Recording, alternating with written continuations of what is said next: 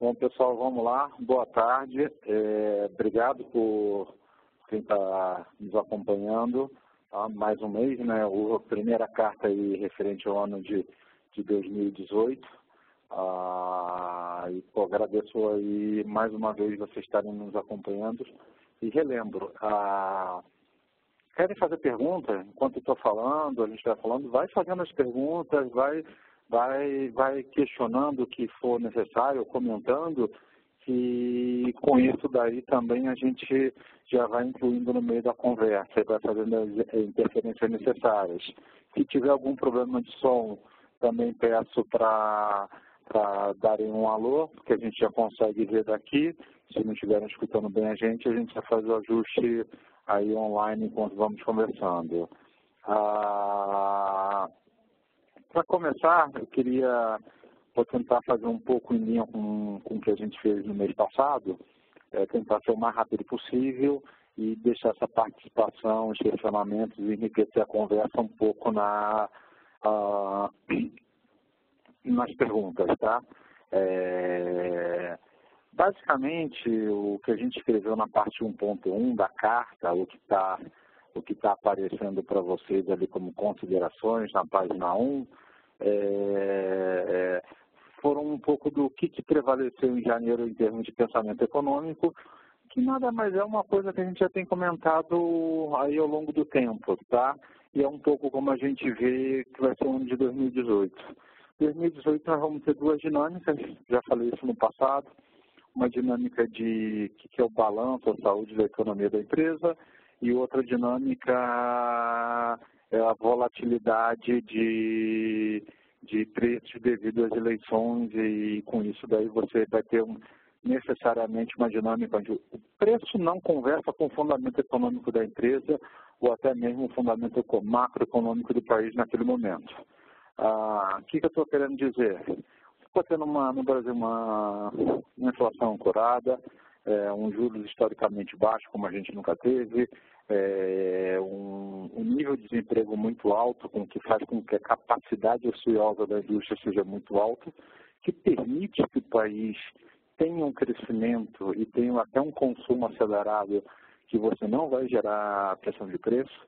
As empresas que estão aí sobreviventes seja está no mais alto patamar, o corporate finance, né, e um patamar mais baixo, que é o empresas médias, elas conseguiram sobreviver essa crise, se adaptaram, fizeram gestão, e elas têm uma capacidade de alavancagem operacional bastante grande. Então, hoje em dia, para cada receita R$1 a mais faturado, boa parte disso não aumenta custos, vai para o EBITDA dela, melhorando margem e melhorando a rentabilidade. Então, isso daí mostra o quê? Que no próximo ano, que é 2018 até 2019, essas empresas tendem a estar com um balanço um pouco mais saudável. Dito isso, você tem uma condição creditícia, principalmente no mundo de utilities e infraestrutura, que tende a ser bem melhor para a gente, grande parte do nosso portfólio hoje em dia, que dá uma certa tranquilidade, e vamos continuar mais ou menos nessa toada na hora de pensar em crédito, na hora de fazer as escolhas, na hora de escolher os cavalos para investir. Coisas que sejam mais sensíveis ao ciclo, a gente vai ter que olhar um pouquinho, fazer uma avaliação de se aquele cavalo está entre os 2, 3 cavalos ganhadores da corrida, né, quer dizer, os 3 primeiros colocados, e aí a gente estaria fazendo alguma coisa assim, caso haja, abre aspas, algum evento que a gente não possa medir, aquele lá é o sobrevivente, é o campeão, até que consolide os outros. Eu acho que com essa estratégia, a gente garante que a gente tem uma carteira resiliente do ponto de vista de crédito, e todo o resto vai se transformar em estratégia de gestão, tentar extrair alfa, seja de ganho de capital, percepções que, de repente, por algum motivo o preço está errado e tem como aquilo fechar, e você faz uma posição tanto no mercado primário como no secundário, tá? Essa vai ser a dinâmica aí que nós vamos buscar atuar ao longo do tempo. De novo, não dá para saber o que vai acontecer em termos de eleição.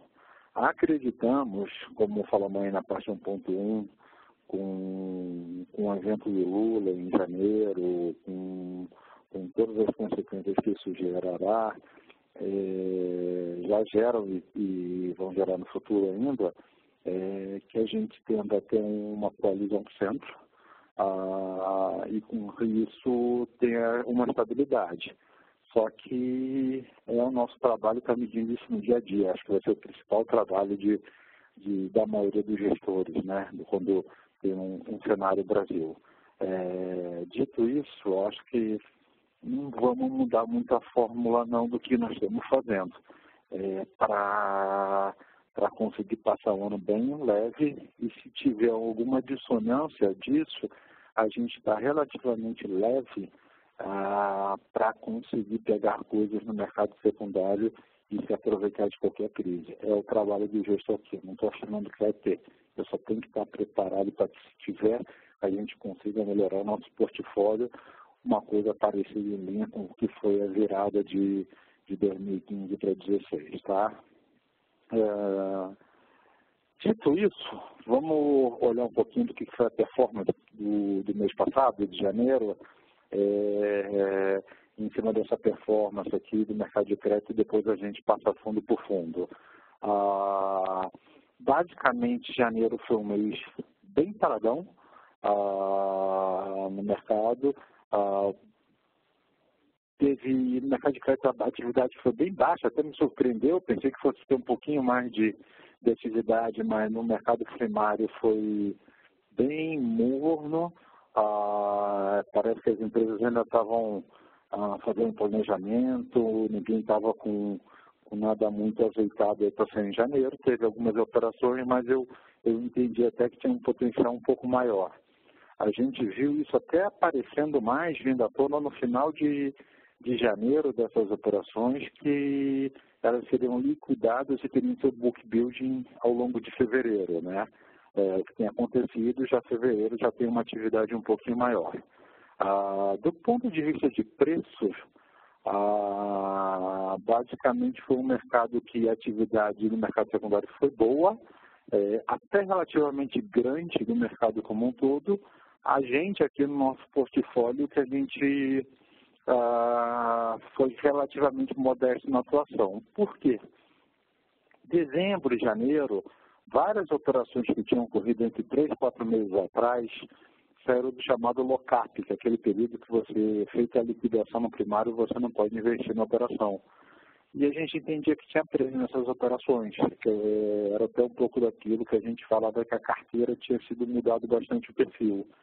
E algumas dessas operações, quando saíram no mercado, saíram desse lock-up, desse período de proibição de negociação, elas tiveram uma negociação no mercado secundário com uma valorização enorme. E isso foi acontecendo no dia a dia, cada dia ia acontecendo um pouquinho. A gente gostava do ponto de vista de crédito, estava lucrando com a operação, tanto que o resultado foi muito bom na carteira de CDI, e a gente entendia, dada a posição que tinha, também não fazia muito sentido você entrar, principalmente para onde os preços foram convergindo, ou seja, na hora que eles até foram um pouquinho mais do que a gente enxergava numa primeira passada. Também aquela primeira passada, você aumenta a sua posição? Não, você sai dela. Não é a hora. Acho que deixa aparecendo coisas melhores, outras coisas que venham substituir com a mesma qualidade de crédito, com um prêmio um pouquinho maior, que eu começo a fazer essa troca. Então, isso fez com que a gente se retraísse um pouco na negociação, né? Então, isso daqui foi basicamente o principal resultado dos fundos na parte de carteira de CDI, que a gente veio descrevendo ali no item 1.2, né? Desculpa, estava um pouco aqui na página 1, a gente descreve isso aqui um pouquinho mais, eu vou mostrar para vocês, principalmente aqui nesse item eu estou rachurando de amarelo. Já para os ativos e para a parte da nossa carteira que ela estava em ativos de linkado ao IPCA, a gente também teve uma atividade interessante, tá? Uma parte disso foi pelo próprio fechamento da curva de juro real. Então, aí para o fundo de debêntures incentivadas, a gente teve um ganho interessante por estar exposto ao indexador, né? E para aquela carteira de títulos redeados, a gente teve um fechamento do spread de crédito também. E teve ativos que estavam bem gordos, assim, em termos de spread, teve um ajuste. E um outro fato, que aí é bem técnico, eu só vou passar aqui, porque eu já tinha comentado em meses anteriores, a curva estava bem inclinada. Você estava tendo uma inclinação da curva tão forte, entre às vezes diferenças de 6 meses a 1 ano, com que a simples ajuste da curva, ela estava numa inclinação assim, ela fazia que a inclinação vá aqui, automaticamente já ajustou um pouco também os spreads de crédito desses papéis. Isso atribuiu. Foi uma coisa que a gente perdeu ao longo de outubro e novembro, um pouquinho nesse mecanismo, e agora você teve uma devolução de parte desse ajuste. Então, isso acabou contribuindo também para a performance do fundo. Foram fatores assim, bem técnicos, que a gente não vai entrar tanto aqui, mas que no final, como a gente via que tinha gordura, fazia sentido carregar essa carteira, mostrou que ela faz sentido no longo prazo você ter um estoque disso aqui dentro do fundo, tá? Eu acho que esses daqui são os principais pontos que a gente teria que comentar em termos de performance geral. O que vamos passar agora para a segunda parte, que é fazer um pouco do fundo por fundo, que nada vai ser do que um detalhamento desse plano de fundo geral, mas janeiro, por ter sido um mês mais tranquilo, não teve nenhuma dinâmica que a gente chame mal a atenção, tá? Além da questão de estar preocupado como vai ser o ano, dinâmica de preço, e como é que isso daqui vai fazer refletir no crédito privado. Eu ainda estou tentando entender se a gente vai ter um mercado muito mais com apetite ao risco, e as pessoas tendam a ir para multimercado e tendam a ir para fundos de bolsa. Então, você tira aquele apetite por crédito privado das pessoas que entram marginalmente nesse mercado, e isso faz com que os prêmios, principalmente no mercado primário, tenham bons prêmios para sair. Tem um fator interessante nisso, então você tem que ter um calibramento aí do que você vai entrar no primário, ou se você tem um mercado onde vai todo mundo, de repente,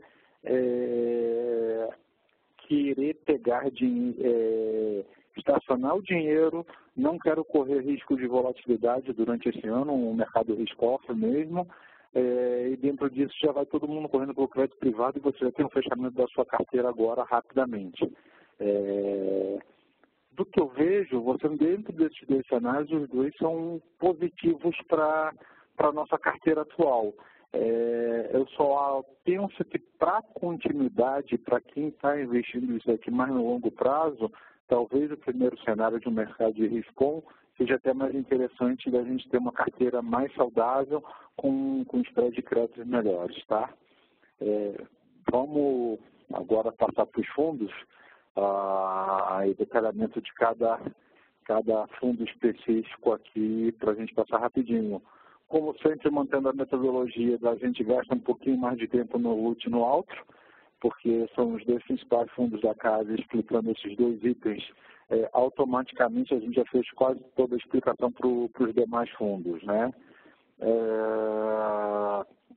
Basicamente, no LUT, o resultado do mês de janeiro, como a gente comentou anteriormente, veio da carteira de debêntures de CDI, foi uma carteira que rentabilizou 123 de CDI. Como é que você fala que esse carrego é bom, esse resultado é bom ou é ruim?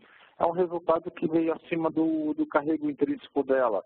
O carrego intrínseco, só para dar uma materialização, imagina que eu olho a carteira, essa carteira está rodando a 115 do CDI. Se eu dei 120, eu tive ganho de capital nesse mês. Se eu tive ganho de capital, eu entreguei aquilo que eu enxergava, que é comprar papéis com gorduras que tem potencial de fechar. A gente olha isso daqui, no primeiro momento olhando um pouco essa rentabilidade, vocês não conseguem ver qual a rentabilidade e a carteira do LUT, mas quando vocês olham para a coluna da direita aqui, quando a gente quebra o que é carrego e o que é ganho de capital, você consegue olhar que para um carrego de 5,60, a gente teve um ganho de capital de 3,74, ou seja, mais do que 50% do carrego. Então, isso tende a mostrar que você teve um resultado significativo aqui de ganho de capital, que tem uma ordem de grandeza significativa. De longe, esse é o principal resultado do fundo, essa principal carteira do fundo, é uma carteira que está em diversos setores, principalmente em setores com características aí, bem defensivas, que é rodovias, empresas de eletricidade nos 3 subsegmentos e na parte de água e saneamento, né? Então, isso daí compõe a grande parte da carteira junto com bancos. Então, isso daqui foi o que a gente tem montado e trabalhado bastante para aumentar o carrego do LUT sem perder a característica de ter um caixa muito grande dentro do fundo, né, que é o que a gente trabalha aqui, e ele manter essa característica dele de quase um fundo, praticamente um fundo DI, que oferece um cenário bem defensivo e com bastante liquidez para o investidor, né? Passando para o alto, a gente teve de novo uma dinâmica similar, fechamento da carteira de debêntures em CDI, basicamente, é isso que deu o resultado do mês. É a mesma coisa da carteira de títulos redeados. Essas são as duas principais carteiras do fundo e onde veio parte principal do resultado.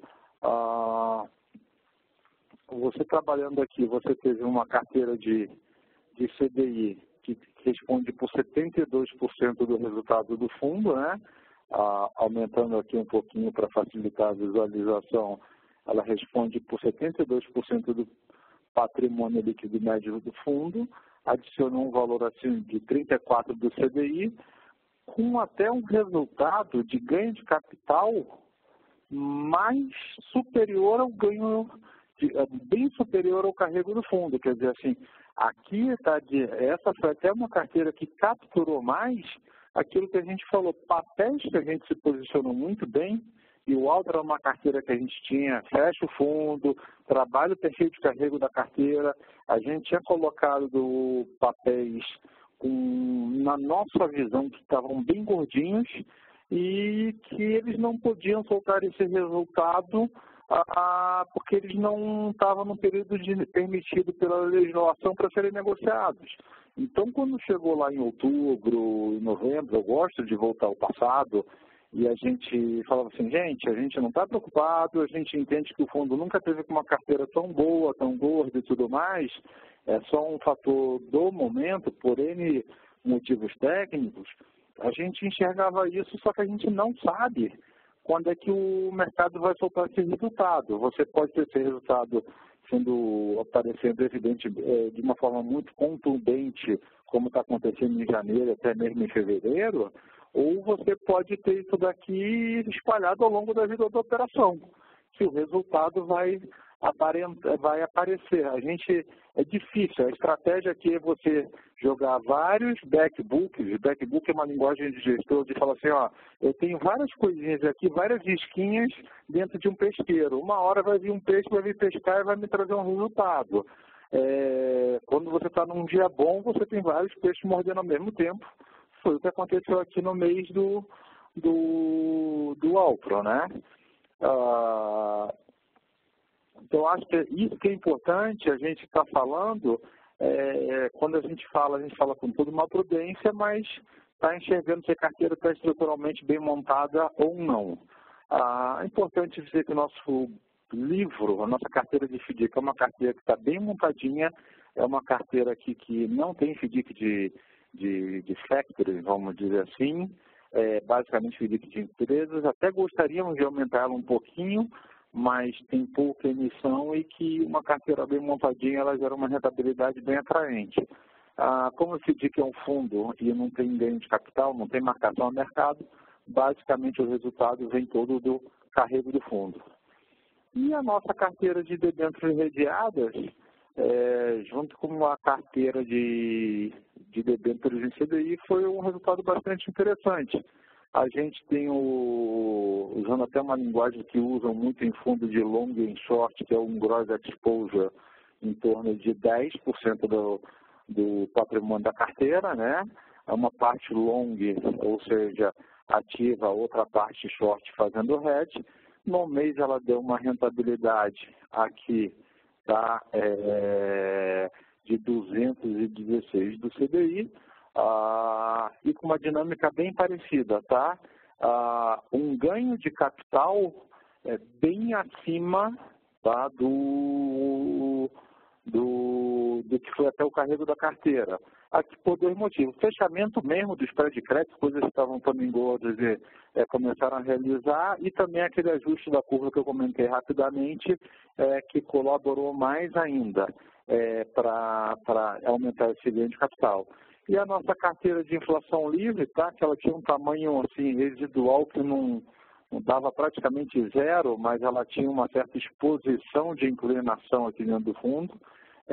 Então, a gente, como se a gente tivesse tomado um pouco no juro real, na inclinação do juro real, como essa inclinação fechou, a gente entregou uma partezinha aqui desses 11,7 e ela ficou basicamente 200 do CDI, essa carteira consolidada no mês, tá? Isso aqui é só uma metodologia, porque vai ter épocas que a gente vai estar mais aplicado ou tomado em juro real. Então, mesmo no mês que a gente basicamente não tem posição, a gente gosta de fazer essa quebra e fazer todo um descritivo do resultado. Esses foram os principais contribuidores do alto. O mês de fevereiro também está nessa toada e assim, vai ter uma dinâmica bem parecida com o de janeiro, só com um pouco mais de atividade, tanto no secundário como no primário mesmo, tendo carnaval e no meio do caminho, tá? Então, assim, vai ser um mês um pouco mais ativo. Passando para o próximo fundo, aqui é o fundo de debêntures incentivadas. Basicamente, o que eu acho importante ressaltar nele é sempre aquela decisão, é um fundo que a meta dele é bater o IMAB5, a meta no papel, mas a gente também olha aqui bastante a questão do CDI e olhar esse fundo contra o CDI no longo prazo para ver o quanto ele está outperformando, ficando acima ou abaixo do CDI. A gente sempre tenta fazer com que eu rode com risco um pouco abaixo, não num cenário que o indexador IPCA, o IMA, bombe, eu possa outperformar, ficar um pouco melhor que ele, ou um pouquinho pior do que ele, mas eu sempre supere o CDI, mas no momento contrário, onde esse índice vai muito abaixo do CDI, eu não consiga defender um pouco. Então, isso que a gente tem feito nessa carteira. Então, basicamente, a gente entende que numa janela um pouco maior de tempo, o IMAB5 vai bater o CDI. A gente não tem uma forte convicção que vai bater de uma maneira muito específica ou no mês muito específico, então a gente só tem mantido esse fundo bem atrelado ao IMAB5, né, com pouco risco de inclinação ou pouco risco de duration além do que é o do próprio indexador. Então a gente tem feito só os efeitos de curva do fundo, têm sido bem marginais, e a gente tem apostado numa coisa até que é uma recuperação daquilo que aconteceu e vai em linha com aquela carteira de títulos redeados, que é o fechamento do spread de crédito, devolvendo um pouco de resultado no fundo. Isso foi bem forte em janeiro. Tem acontecido também aqui no mês de fevereiro, e o que vai garantir essa boa performance do fundo nesses dias, tá? Eu acho que o comentário é bem sucinto mesmo em relação a esses dois fundos. E por último, aqui passando, é o fundo de previdência. Esse fundo de previdência, ele é na verdade, ele é um mix da carteira do LUT com Alto, né? Ele é basicamente um fundo onde eu tento trazer ou ter o risco mais perto possível do LUT, sabendo que isso não é possível por o custo dele ser um pouquinho maior por causa da taxa de administração. Então, a gente também tem que usar de estratégias do alto para conseguir entregar esse resultado de 62, 104 do CDI num longo prazo, né? Basicamente, a gente tem uma carteira de debêntures em CDI, mesma lógica, um carrego alto-performante ficando acima do que é o carrego intrínseco, ou seja, eu tive ganho de capital nessa carteira, fechamento de diversos papéis, foram vários, muito parecidos com aqueles que tiveram no alto e no LUT, e uma carteira de debêntures redeadas aqui nesse fundo, um pouco do tamanho da que tem no alto, basicamente, né? Até por fins de enquadramento aqui da legislação, ela vai tender a ser maior do que a do alto, só que ela tem uma perfeição no RED um pouco maior, então a gente roda ela com um pouquinho menos de risco de mercado, que faz com que ela tenha um resultado um pouquinho menor aí ao longo do tempo, quando comparado com a carteira do alto. Mas a lógica é a mesma. Então, assim, esses foram os dois principais componentes de resultado do fundo. Quando você soma aqui 16 com 7, é onde você vai chegar aqui, fora as outras coisas, perto do 20.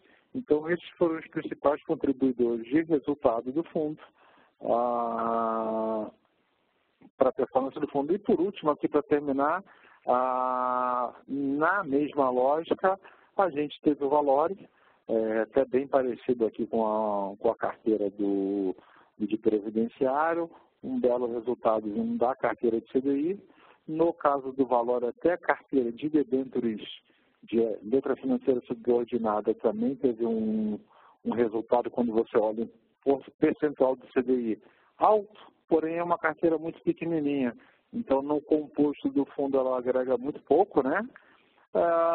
E uma carteira aqui de títulos redeados, é a mesma lógica. O que muda aqui é só a composição dos títulos que estão aqui dentro, de um fundo por outro, que faz com que o resultado em termos de CDI seja um pouquinho diferente um do outro, mas assim, o risco de crédito basicamente é o mesmo, e essa composição que faz com o resultado do fundo, tá?